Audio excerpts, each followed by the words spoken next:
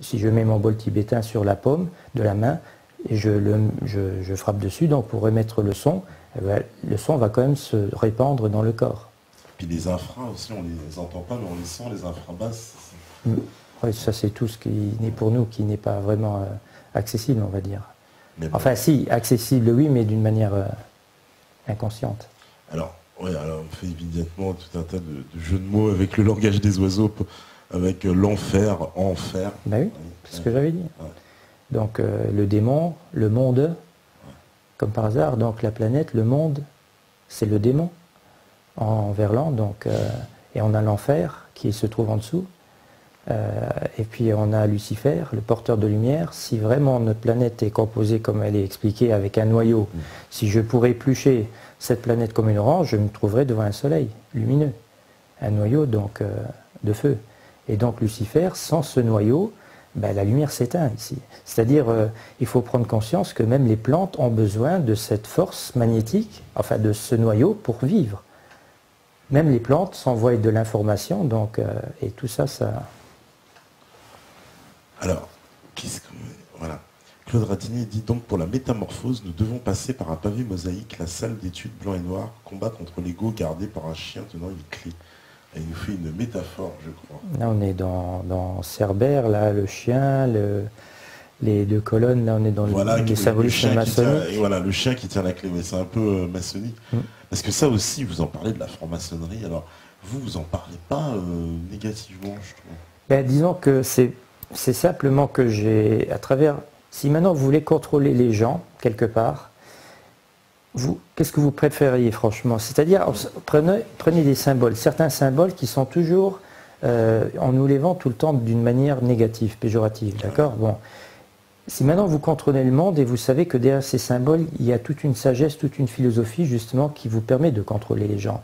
Est-ce que vous préférez que ces gens aillent chercher la véritable clé de ce symbole, ou bien est-ce que vous ne préfériez pas parce que maintenant je vous donne un exemple, l'étoile à 5 branches, le pentacle, donc le pentacle, ben, il nous est vendu souvent comme quelque chose de satanique, de péjoratif, d'accord, de négatif. Alors, même de la sorcellerie, bien sûr, on a toujours ce symbole négatif par rapport à ce symbole.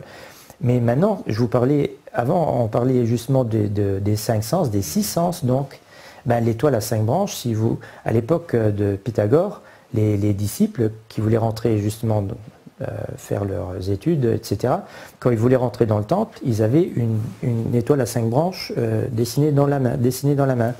Et ça représente, si on regarde, ce sont 5 flèches qui pointent vers l'extérieur, donc nos 5 sens qui sont dirigés vers l'extérieur, qui nous permettent de sentir, goûter, etc. Et au milieu, il y a ce premier sens. Donc, automatiquement, je me dis toujours, si maintenant je fais partie d'une élite et je ne veux pas que les gens aillent trop chercher là-dedans, c'est comme Baphomet, le fameux personnage qui montre une main vers le ciel, une vers le bas, c'est Lucifer, c'est le diable, etc. Et pourtant, si on s'intéresse à l'alchimie, ce qui est en haut est comme ce qui est en bas, etc. Il a le caducée entre les jambes, donc un symbole hermétique. Donc, est-ce que ce ne serait pas plutôt quelque chose d'alchimique qui, si maintenant on arrête de parler de cette partie négative, qu'on s'y intéresse vraiment, qu'on aurait des clés qui nous permettent justement d'arriver au même niveau que ceux qui contrôlent le système. Ouais, d'accord, oui. Et le fameux 666, la même chose, etc. Et le dragon, voilà. Ouais, 666 aussi, alors c'est quoi l'histoire 666? Parce que là, vous débunkez pas mal de choses, parce que j'ai l'impression qu'aussi de notre époque, il est partout, hein. On le trouve partout, le 666. Oui, mais dans notre époque, les gens sursautent au moindre 666, voilà, on voit une croix, bon, moi, la caducée, j'ai un ami, il n'y a pas longtemps, il la voyait, il sursautait, oui, c'est un symbole du diable, etc. Caducée? Oui, parce qu'il y a des serpents, et justement, vous en parlez dans le livre. Mais le dragon, c'est la même chose, si vous allez... Si on parle du dragon, c'est le diable. Ben, imaginez combien vous limitez votre champ de vision par rapport à une connaissance absolue. Ouais. Si vous dites c'est le diable, on ne touche pas à ça, non. Vous passez à côté de plein de choses. Oui, voilà, c'est ça. C'est-à-dire, c'est une façon de plus s'intéresser. Donc vous, vous pensez que l'élite, elle a très bien pu... Et ils s'amusent avec ça. Voilà, porter l'opprobre volontairement sur ces signes-là pour dire... Et bien sûr, le temps qu'ils vont fouiller dans la boue, la gadoue qu'on leur a donnée, ils n'iront pas chercher toute la sagesse qui est cachée réellement, qui est liée à l'alchimie, qui est liée à des secrets hermétiques, physiques, des secrets métaphysiques sur ce que nous sommes aux yeux de l'univers, etc. Donc, alors par exemple, la statue de la liberté. On me dit que c'est Lucifer, porteur de lumière. Ouais. Voilà. Ouais. C'est réel. Probablement, oui, ça doit être un truc comme ça. Mais encore une fois, est-ce que Lucifer, parce qu'on nous dit aussi toujours Lucifer, c'est le diable, c'est le diable. Ouais. Alors ce qui est intéressant, et c'est là, bon, Hollywood, qui est quand même largement utilisé par les Illuminati, donc ça ça commence rien que par le nom Hollywood. Quand on sait ce que veut dire Hollywood, on a déjà une clé pour savoir que c'est pas n'importe qui est derrière tout ça. Alors, encore une fois, le piège, que veut dire Hollywood? Je vais vous le faire. Moi, j'ai lu le bouquin, mais je le savais déjà en plus. Ah, voilà. Donc, c'est pas forêt sacrée. Parce que holy, ça prend deux L. D'accord? Si j'ai un seul L, holy, ça voudrait dire forêt sacrée ou forêt sainte. Voilà. Alors qu'il y a deux L. Et à partir du moment où je dis Hollywood, j'ai forêt de Ou. H-O-U-X. Le Ou. Et le Ou, c'était la forêt sacrée des druides. Donc, qui était des mages. Parce qu'un autre mot pour les druides, ce sont des mages. Les mages, ceux qui pratiquent la magie, et il faut savoir, encore une fois, que le mot magie vient du mot magnétisme. D'accord? Puisque tout fonctionne avec le magnétisme ici. Si maintenant je vais en Afrique, on n'appelait pas ça des mages ou des druides, on appelait ça des sorciers. En Amérique, ce sont les chamans, bien sûr. Et donc des hommes qui ont le savoir, la connaissance. Par rapport à ces secrets qui sont physiques, on va dire. Hein. Et donc, comme par hasard, Hollywood, forêt de Ou, image, qui crée de l'image, qui est l'anagramme parfait au mot magie. D'accord? Ça peut être un hasard, bien sûr, hein, mais c'est le monde magique. En français, parce que ça ne fonctionne pas en anglais. Ça va. Magic, image. On peut aussi picture, on peut dire picture, oui, mais aussi image. Ça existe aussi. Ouais. Donc, un petit peu. Mais encore en prenant, si les élites ont vraiment la langue française comme référence, et je vous dis, quand Washington a dessiné le plan de la ville de Washington avec Pierre-Charles L'Enfant, qui était donc un Français, ça m'étonnerait qu'ils parlaient anglais ensemble. Donc Washington parlait un français parfait. Et l'élite ésotérique, on va dire, utilise encore beaucoup le français. Et donc Hollywood, pourquoi je parlais d'Hollywood, c'était simplement pour vous dire que dans les films, on a tout des codes, bien sûr, qu'on va tout le temps pouvoir revoir. Et vous parliez donc de la Statue de la Liberté. Ouais. On a donc la Porteuse de Lumière. On a la Columbia Pictures, qui est quand même une société connue qui fait des films. Donc, on a aussi une Porteuse de Lumière sur un ziggurat babylonien, un truc comme ça. Tristar, c'est une licorne. Voilà, on a toujours des symboles. Et les films, je vous dis, quand vous commencez à décoder, quand vous connaissez les codes, justement. Bon, moi, je suis autodidacte. C'est-à-dire que moi, un électron libre, j'ai commencé à plus croire tout ce qu'on me disait. C'est-à-dire quand on me dit Baphomet c'est le diable, je dis non. Moi je veux me faire mon idée. Je veux d'abord essayer de comprendre ces symboles, etc. Et je vais me faire une opinion. Voilà. Et la même chose avec le 666.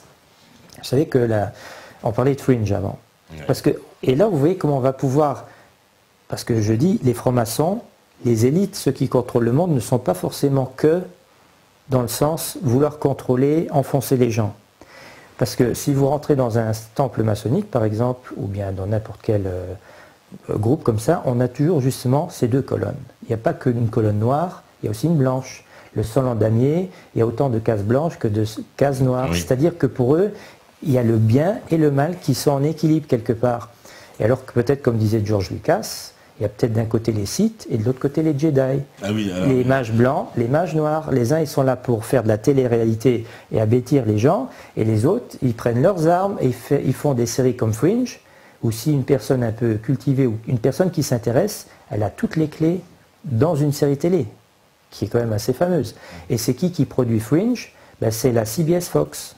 Donc le symbole de la CBS, c'est un œil qui voit tout, un œil.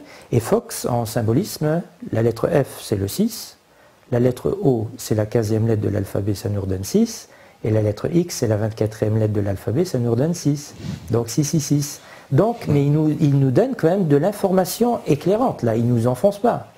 Ce n'est pas les anges de la télé-réalité, là, je veux dire, on a vraiment une série où il nous parle de physique quantique, de traverser des murs, de téléportation et tout ça. Tout à fait, oui, mais ça mélange beaucoup de choses. Et voilà. Et puis les mondes parallèles, deux mondes, voilà. Qui est quand même un sujet qui est très intéressant par rapport à la dualité quantique, etc.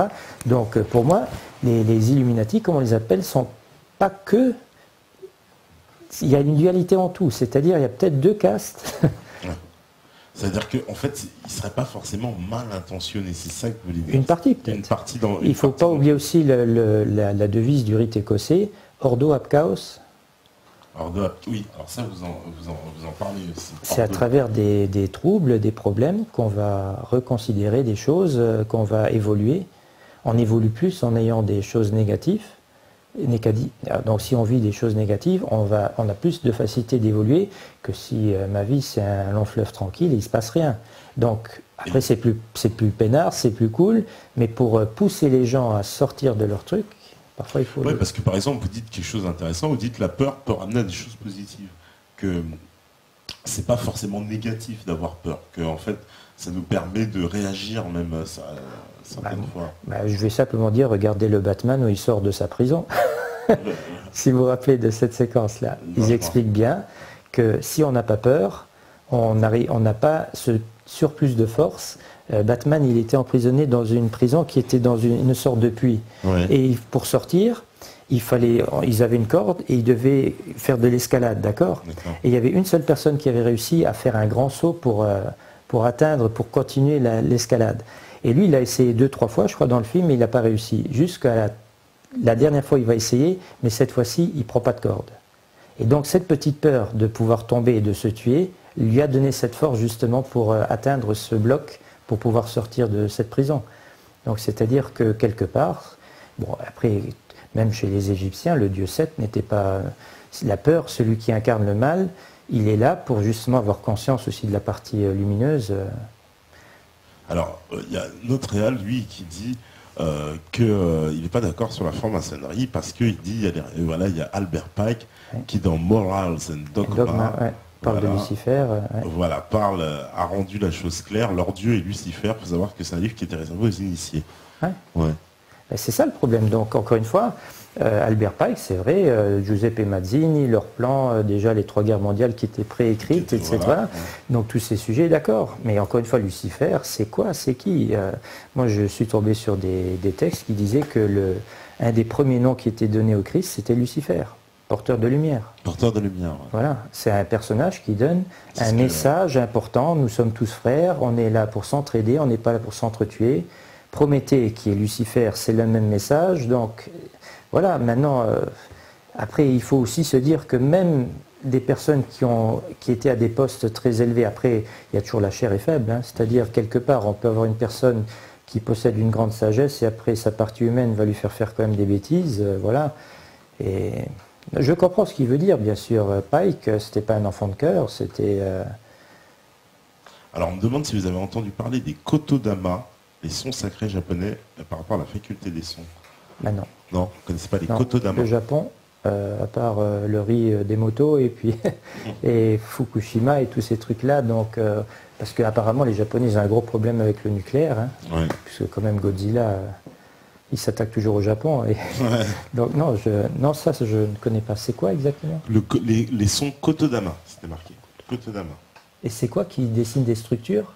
Non, ce sont des sons qui dessinent des... par rapport aux facultés des sons. Je ne sais pas exactement. C'est peut-être justement une recherche au niveau que le son est créateur de forme. Vous avez déjà vu ces trucs, non? Sur le net, on voit des membranes, on met de la limaille de fer ou je sais pas quoi, et puis on envoie des fréquences, et tout d'un coup on a des images géométriques. C'est peut-être ça. Ah, ça c'est possible. Alors, au commencement était le verbe, le son, hein, donc... On me demande, alors ça c'est une question vraiment d'initié, si j'ose dire, en physique quantique, êtes-vous plutôt interprétation de Copenhague ou théorie des mondes multiples d'Everett? C'était quoi le premier? Plutôt interprétation de Copenhague. Non, ça je ne sais pas. Je ne connais pas. Mais la théorie des mondes multiples d'Everett. Ben, moi je vous dis oui. Maintenant Copenhague je ne connais pas. Mais l'histoire des mondes multiples, là, je suis pratiquement même sûr que c'est comme ça. D'accord. C'est-à-dire des probabilités quantiques, c'est-à-dire plusieurs possibilités en même temps. Mais il y a des gens qui maîtrisent ça? C'est-à-dire qu'ils sont capables par eux-mêmes? C'est quoi? C'est une machine? C'est eux? Non, justement, sans machine. C'est ça la clé. Parce que, encore une fois, si on prend le symbolisme, je vous dis, si on a affaire à des initiés, des personnes qui savent certaines choses, donc si vous prenez la première, la nouvelle de H.G. Wells, Time Machine, avec comment il s'appelait, Rod Taylor, je crois, l'acteur. Donc on le voit bien assis sur sa machine. Derrière lui, il a une roue qui tourne et il doit actionner un cristal. Il doit mettre le cristal dans le truc et il va tirer. Et lui, il reste toujours au même endroit et c'est le monde autour de lui qui change. D'accord ? Et alors cette roue-là, ça me fait... Quelque part, ça me fait... Donc, et en plus, si on fait bien attention à l'image, on voit bien que c'est exactement positionné au niveau du cerveau. Donc, c'est-à-dire le point central de cette roue, donc vers la glande pinéale. Et là, on a le cristal, le cristaux. Donc, pour moi, il existe des personnes, probablement, qui ont déjà cette possibilité. J'ai d'ailleurs un ami à qui ça lui est arrivé. Donc à un moment donné, il n'était plus dans l'instant présent là, mais il était dans un autre.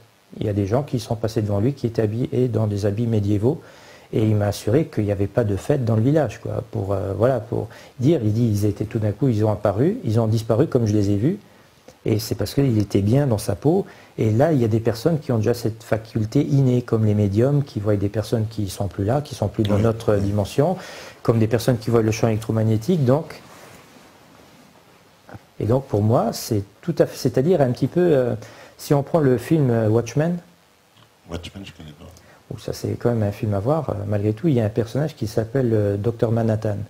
Et c'est un homme qui a été complètement, c'était un physicien, donc il a eu le malheur de rester dans la pièce où il ne devait pas rester, et son corps a été complètement dissous, et s'est recomposé, il a une forme assez particulière, il est éthérique, il est complètement transparent, il est tout en bleu, vous l'avez déjà vu probablement. Il est tout bleu, il a un symbole sur le front, comme ça, un cercle avec un point. Il a des facultés, des possibilités infinies, cet homme. D'ailleurs, si on prend toute la série des super-héros qu'on connaît au cinéma, c'est probablement le plus puissant. C'est un dieu, limite. Il a seulement besoin de penser, et ce qu'il pense se réalise. Il peut se multiplier, il a le pouvoir de la télékinésie, de la télépathie, il peut se téléporter, etc. Et pour moi, ce personnage représente l'humain accompli, c'est-à-dire la possibilité qu'on pourrait devenir, mais il y a du travail, parce que c'est vraiment tout un travail spirituel, de lâcher sur la matière, de reprendre conscience de ce que nous sommes au cœur de l'univers, etc. Donc c'est l'apocalypse quelque part, hein. Sortir des illusions, c'est-à-dire spirituellement de reprendre le contrôle comme Néo un petit peu dans la matrice, il arrête les balles de revolver, donc, et ça c'est parce qu'on appelle ça, il y a des personnes donc, qui ont vécu sur Terre, qui étaient soi-disant capables de faire certaines choses assez particulières. On les appelle des mystiques ou des ascètes. Encore aujourd'hui, on a des personnes ils peuvent faire des trucs qui sont normalement physiquement pas possibles. Oui. Voilà. Là, on a parlé de celui qui n'a pas mangé là, depuis, je sais pas ou bien ceux qui ne se nourrissent plus carrément. C'est pas possible normalement. Voilà. C'est vrai que ça, vous faites le lien beaucoup justement avec tous ces films. Voilà, on dit super film, le Watchmen, moi je ne l'ai pas vu. Les films, par exemple, il y a Prometheus aussi qui est sorti. Ouais. Alors, quoi, là, ils viennent avec les...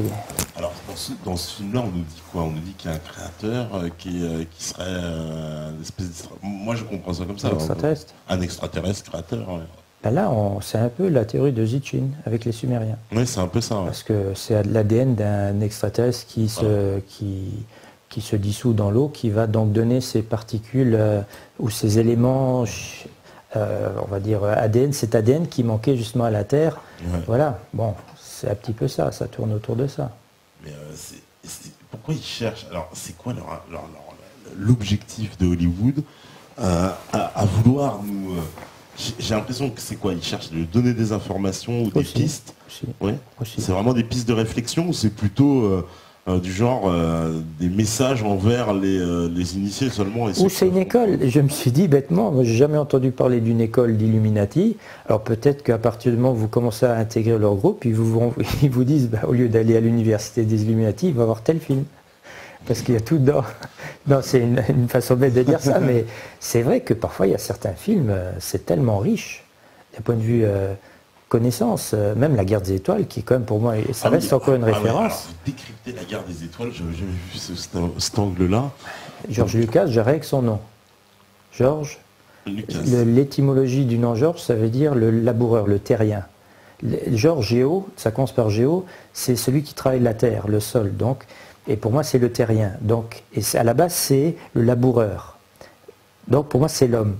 Vous voyez, celui qui est issu de l'argile, etc. Donc, George, Lucas, lumière, l'homme éclairé. Ça commence déjà comme ça. Ce personnage s'appelle George Lucas.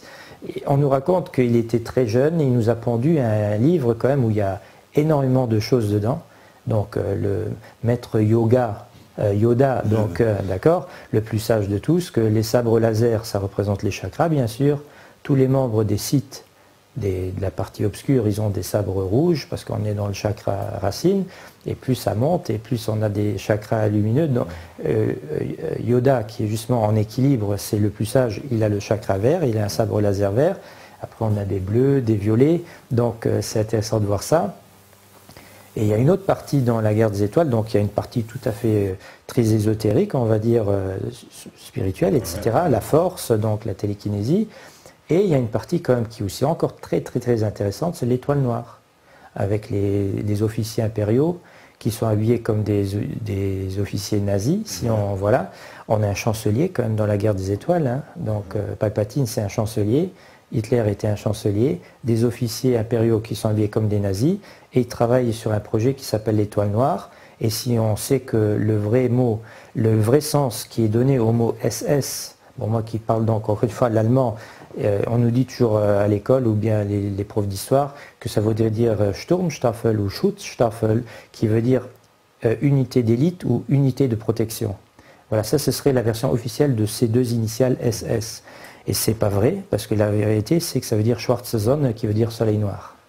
Et donc dans la guerre des étoiles, ils travaillent sur une étoile noire, bon, qui s'appelle aussi l'étoile de la mort, The Death Star, mais c'est aussi appelé l'étoile noire. Donc alors je fais encore une fois des liens où je dis, tiens c'est bizarre là, quand même on a des nazis, hop, ils vénéraient pour de vrai une étoile noire. Et ce qui est intéressant, c'est que quand vous allez en Nordrhein-Westphalie, à Wewelsburg, là où il y avait le QG des nazis, il y a une tour ronde avec 12 colonnes. Ouais. D'accord ? Mais c'est important de faire toujours les liens. Je vous avais dit avant, Prométhée, il est dans un anneau, oui, avec 12 signes du zodiaque et lui il est au milieu. Oui. Bon là on est dans une tour, il y a 12 colonnes en marbre et au milieu il y a un soleil noir. Le symbole qu'on n'a vu sur aucun uniforme nazi. Et alors, je continue ma petite enquête. J'arrive en Angleterre, chez les gentils, parce que les nazis sont les méchants. J'arrive en Angleterre chez les gentils. Et là, il y a donc un bâtiment public qui s'appelle Bracken House, d'un fameux Lord Bracken, qui était ami de Winston Churchill. Et donc, ce bâtiment s'appelle Bracken House. Et au-dessus de la porte d'entrée, il y a un cadran avec les signes du zodiaque, donc 12, bien sûr, okay, avec une aiguille qui nous montre vers quel signe nous nous situons, parce que les signes ils changent tous les mois et demi, comme ça donc. Et au milieu de ce symbole, il y a un soleil doré. Mais au-dessus du soleil doré, il y a un soleil noir. Et c'est la tête de Winston Churchill. Officiellement, hein, c'est pas moi qui l'ai inventé. Hein. C'est-à-dire, je me dis, là on a les méchants avec comme symbole principal un soleil noir, et du côté des gentils, on a Winston Churchill qui est immortalisé sous les traits d'un soleil noir. Donc il y a quelque chose qui cloche. Et en plus, on nous présente ça justement à chaque fois. Dans la guerre des étoiles. Dans la guerre des étoiles, mais ce monument nazi comme l'absolu occultisme du régime nazi, que c'était absolument des satanistes, etc. C'était des fous, ça c'est clair. C'était des fous furieux, ils voulaient dominer le monde et ils avaient accès à des connaissances. Parce que la swastika, ils l'ont prise, ils l'ont retournée. Ils ont pris un super beau symbole, donc un symbole qui est connu depuis la nuit des temps. Voilà, hein. C'est probablement un des plus anciens, probablement même qui a été créé, parce qu'on le retrouve vraiment dans des cultures très anciennes. C'est un symbole solaire, donc ils ont retourné le sens, ils l'ont retourné, et c'est peut-être ça aussi tout le symbolisme, c'est-à-dire que chaque symbole a sa partie obscure. Sa partie obscure, ouais. Il faut le retourner. Eh bien, on va faire une petite pause si la régie est prête, mais la régie elle est super prête à l'EOP. Et puis on revient juste après. Voilà, oui, j'ai capté vos questions. Les métanotes, pas de souci. On se rejoint juste après, à vous la régie. Un escalier de fer. Voilà, donc de retour après des danses spirituelles sélectionnées par Stéphane. Voilà, ambiance New Age un peu, enfin, on aime bien les... Voilà, petite queue d'elle placée. Oh, c'est gentil. Et donc on parlait justement, en parlant spiritualité, on parlait avant du symbole de la croix. Alors ça, c'est vrai, c'est un symbole... Alors, dans le livre, à un moment donné, vous nous parlez du symbole de la croix, et vous faites la démonstration que c'est un très très vieux symbole, qui est en fait antérieur au christianisme. Ouais, c'est ça que je dis que c'est... Oh, mais ça, c'est une découverte quand même. Non, ben, disons que si maintenant, parce que, bon, je vous dis, je ne vais pas pouvoir maintenant vous faire 15 années donc vous expliquer tout ça. On va dire en synthèse. Il y a vraiment un lien très clair entre la légende d'Osiris et de son fils Horus et du christianisme. Donc là, c'est indéniable. Après, le Christ, il va porter une croix, qui est quand même l'objet qui va lui apporter extrêmement beaucoup de souffrance, on est d'accord, hein, donc il va quand même la porter. Il y a le fameux chemin de croix, donc avec les 14 ou 15 stations, ça dépend. Maintenant, j'ai trouvé qu'il n'y a pas que 14 stations, il y a aussi parfois 15 stations. Donc, on appelle ça le chemin de croix. Oui. C'est-à-dire, à un moment donné, il s'écroule avec la croix, il y a Sainte Véronique qui va lui apporter quelque chose. Donc, donc c'est plusieurs phases comme ça, donc jusqu'à ce qu'il soit crucifié, il meurt, il est amené au tombeau, il ressuscite. Donc, c'est-à-dire que la croix, c'est quand même l'objet qui lui porte extrêmement de souffrance, etc. Et donc, si on prend la légende d'Osiris, il n'est pas crucifié, mais il est démembré, le personnage. Et là, on est vraiment dans une légende alchimique parce qu'on va décomposer la matière pour la recomposer après. D'accord ? Voilà. Donc, et puis le personnage, donc, il est décomposé, découpé en 15 morceaux. D'accord ? Donc, c'est sa souffrance à lui. Et alors, il y a des personnes qui pourraient dire, oui, mais il n'y a pas de croix. Je dis, écoute, mets-moi tes deux jambes, une à côté de l'autre, lève tes bras, si ton corps ne forme pas la forme d'une croix, voilà. C'est-à-dire que quand on va créer cette légende-là du Christ, on va parler de souffrance de plusieurs stations. Et là aussi, avec Osiris, on a cette même histoire, donc un personnage, on va décomposer, et c'est là qu'on fait des liens. Vous voyez ? Mais alors, ça veut dire quoi ? Ça veut dire que ces contes, c'est au fur et à mesure du temps et de l'histoire qu'on se les est transmis, et puis qu'on les a... aujourd'hui. Voilà, et que le mythe évolue, voilà. Il évolue, les nouveaux sages, donc, ou bien les théologues, comment on va les appeler, voilà, ils ont la connaissance et ils vont rajouter des éléments qui sont plus propices par rapport à leur époque, etc., pour affiner le message ou le modifier un petit peu, mais l'essence même du message est toujours le même.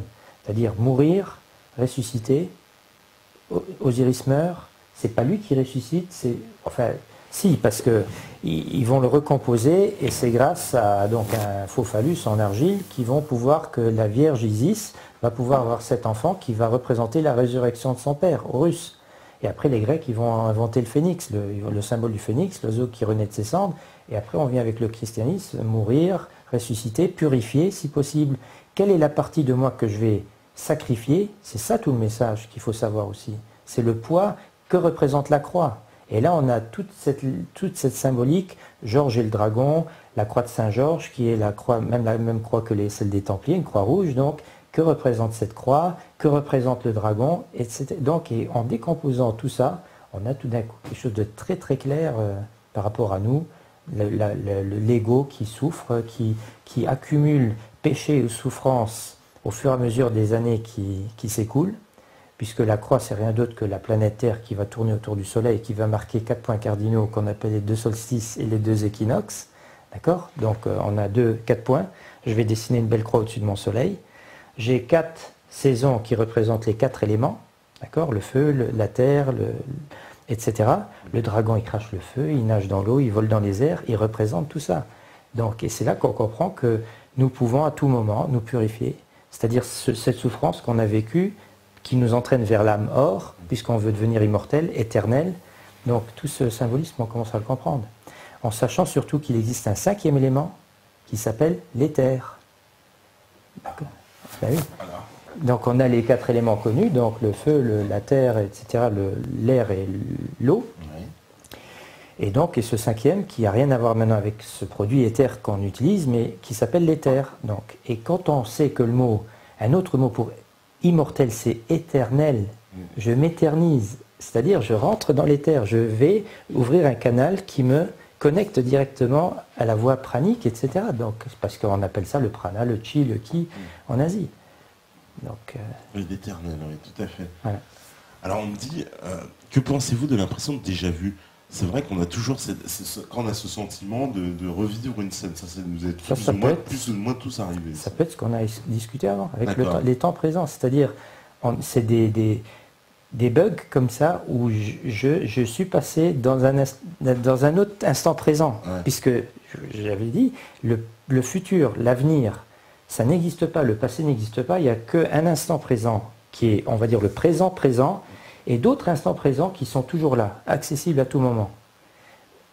Mais il faut sortir de l'ego, il faut rentrer dans l'âme, on va dire, pour pouvoir accéder, puisque quand je décède, donc quand l'âme hors, elle a la possibilité d'accéder à tous ces instants présents.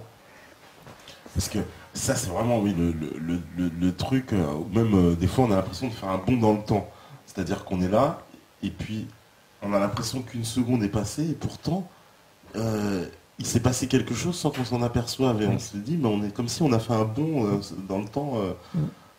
Ça aussi, c'est possible. C'est-à-dire qu'en fait, on ne maîtrise pas. Alors, c'est quoi Il y a des personnes, à mon avis, il y a déjà, comme je vous ai dit, il y a des personnes qui viennent au monde, ils ont déjà des dons innés, des enfants qui ont le don de médiumnité, et dans le temps, ils atterrissaient dans des maisons de fous parce qu'ils voyaient des personnes qui n'étaient pas là. Et mon avis est qu'on a tous un potentiel en nous, une possibilité, et qu'il y a des personnes, à travers un travail spirituel, commencent tout doucement à s'ouvrir à tout ça. C'est-à-dire... c'est aussi l'histoire de la magie. Donc, encore une fois, on est dans le symbolisme. Vous prenez le magicien d'Oz, par exemple. Je reviens à nouveau avec le cinéma. Ah non, mais c'est excellent. Donc, le magicien d'Oz, l'original, bien sûr, qui est sorti dans les années 30, oui, où il y a cette fameuse chanson qui est chantée par Judy Garland, « Somewhere over the rainbow ». D'accord ? Et à un moment donné, elle dit « Somewhere over the rainbow, bluebirds fly ». Donc, qui veut dire, quelque part, au-delà de l'arc-en-ciel, il y a des oiseaux bleus qui volent. Voilà. Alors, d'abord, la question, c'est quoi un arc-en-ciel? C'est que représente l'arc-en-ciel? Eh bien, pour notre champ de vision, l'arc-en-ciel, c'est ce qu'on voit. On est limité à voir, en tant qu'être incarné, à part des personnes qui ont justement une petite ouverture supplémentaire, c'est-à-dire que les personnes normales, on va dire, ne peuvent pas voir en dessous du rouge, au-dessus du violet. Ça, c'est notre champ de vision, somewhere over the rainbow. Donc, ça, c'est l'arc-en-ciel. Mais ils disent bien qu'au-delà de l'arc-en-ciel, à l'extérieur, il y a des oiseaux bleus qui volent. Alors, la question, pour un champion, c'est quoi l'oiseau bleu? Alors, en France, c'est, encore une fois, en français, toujours, il y a un oiseau bleu qui est connu, qui s'appelle la mésange. Mésange. D'accord? Il y a des anges. Mésange se situe au-delà de l'arc-en-ciel.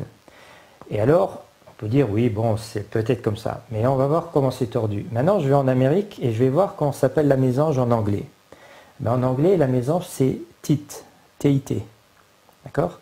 Et il y a un dessin animé qui passait, qu'on a tous vu, Titi et Gros Minet. Ouais. Bon, Titi, c'est une mésange. Bon, après, il n'est pas bleu parce que c'est un poussin. Il faut savoir qu'un poussin n'a pas encore de plumes bleues. C'est seulement quand il vient à l'âge adulte qu'il commence à avoir des plumes bleues. Donc, il y a Titi qui s'appelle Tweety en anglais. Et on a un logiciel, enfin un produit sur le net qui nous permet de nous envoyer des messages qui s'appellent Twitter. Ouais. Et le symbole du Twitter, c'est un oiseau bleu. C'est un oiseau bleu. Voilà. Donc on voit bien que l'oiseau bleu, c'est bien un messager qui envoie des messages, un ange, Angelos veut dire le messager. Donc on voit encore une fois quelque part, ça ne peut pas être un hasard qu'ils aient pris l'oiseau bleu pour le Twitter. Ouais. Non, là, oui. Dans le film Back to the Future, Retour vers le futur, donc Spielberg, on est dans l'artillerie lourde hollywoodienne quand même, Retour vers le futur, on voit à un moment donné la DeLorean, donc ce fameux véhicule qui leur permet de voyager dans le temps, ouais. Et derrière, quand on stoppe l'image, il y a un motel qui s'appelle Bluebird Motel. Là, il faut toujours regarder ce qu'il y a derrière, hein. Souvent il y a des symboles très intéressants. Sur la grande place, où il y a ce fameux clocher, etc., il y a quand même une boutique où il y a marqué The Third, le troisième, avec une pyramide et un œil à l'intérieur. Donc qu'est-ce que ça fout dans un film? Voilà. Donc on voit bien le symbolisme avec la pyramide et l'œil qui voit tout. Et ça s'appelle le troisième, The Third, le troisième, donc le troisième œil. Donc Retour vers le futur, un film à voir sous toutes les coutures.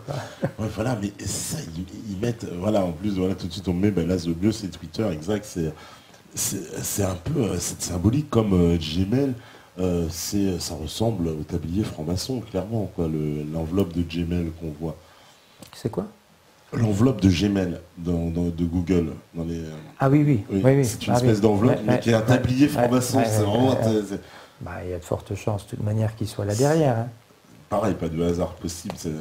Surtout des grosses... Dès que ça commence à toucher tout le monde, eux, ils sont derrière, je veux dire... Facebook, Twitter, Google et tout ça. Est-ce qu'il faut craindre que justement cette élite qui a connaissance de ce savoir s'en servent finalement contre nous? Est-ce que c'est parce qu'on a le sentiment que justement qu'avec ce savoir, ils n'en font pas quelque chose de bien? Et puis pourquoi vouloir aussi à ce point-là le conserver?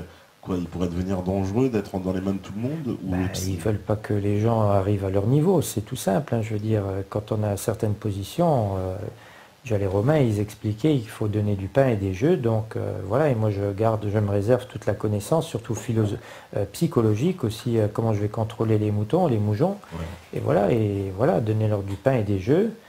Mais quelque part, je trouve étrange que quand même ils nous envoient quand même aussi, ou bien ils nous donnent la possibilité, parce que moi je dirais que je suis quand même une preuve vivante que s'ils voudraient vraiment nous enfoncer, j'aurais jamais pu faire toutes ces recherches. Mais il faut mouiller la chemise, il faut monter les manches et s'intéresser à tout. Et pas tout gober, ce qu'on nous donne, comme ça, c'est-à-dire si, c'est péjoratif. Non, qu'est-ce qu'il pourrait avoir caché derrière ce nombre-là? Parce que moi, au début, là j'en suis pratiquement à 15 années de recherche vraiment sérieuse. La première fois que j'ai lu l'Apocalypse de Saint Jean, où apparaît justement ce fameux 666, la chose qui m'avait tout de suite interpellé, c'est que celui qui a l'intelligence calcule le nombre de la bête, virgule, car c'est un nombre d'hommes et son nombre est 666. Donc il est bien dit, c'est un nombre d'hommes. Alors quel est le lien entre nous et ce chiffre? Et on oublie la bête. Moi ce qui m'a intéressé, c'était déjà, c'est un nombre d'hommes.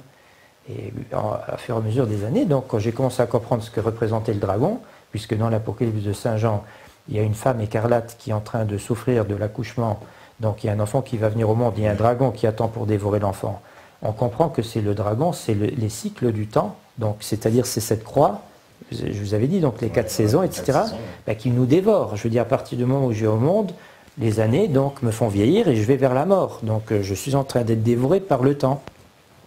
Et le temps, l'espace-temps, qui pour moi joue un rôle, qui a un leurre. Le leurre de l'heure, donc le leurre de l'heure. Après, ici, dans notre monde physique, matériel, on conçoit le temps, il parle même de densité, de temps, comme si le temps serait de la matière, donc les physiciens. Mais ça, c'est sur un plan matériel, mais de l'autre côté du rideau, c'est une illusion, ça n'existe pas. Donc voilà. Et puis alors, le 666, comme par hasard, si maintenant je décompose une journée, c'est combien d'heures? Qui donne en numérologie 6. Une heure, ça a combien de minutes? 60. Et une minute, à combien de secondes? 60. Donc on a 666 qui apparaît. Et alors pourquoi un nombre d'hommes? La durée d'une seconde a été calculée par rapport à un battement humain. C'est-à-dire notre rythme cardiaque a été la référence pour donner la seconde. Donc on s'est amusé à prendre la course de la Terre autour du Soleil et vraiment la connecter, cette course, avec nos battements de cœur humain. Et c'est ça qui nous entraîne. Donc vous comprenez, c'est-à-dire que peut-être, si on lâcherait cette illusion du temps, mais après comme on est tous interconnectés l'un à l'autre, sur un plan quantique bien sûr, parce qu'on a l'illusion de la séparation, mais on est une seule entité à la base. Et c'est la majorité qui l'emporte. Et c'est là où on a toute la dimension de la croyance. Je crois. Je crois. D'accord? Alors la croix, maintenant si on prend le symbolisme de la croix, j'ai une barre horizontale, et le mot horizontal vient du mot horizon.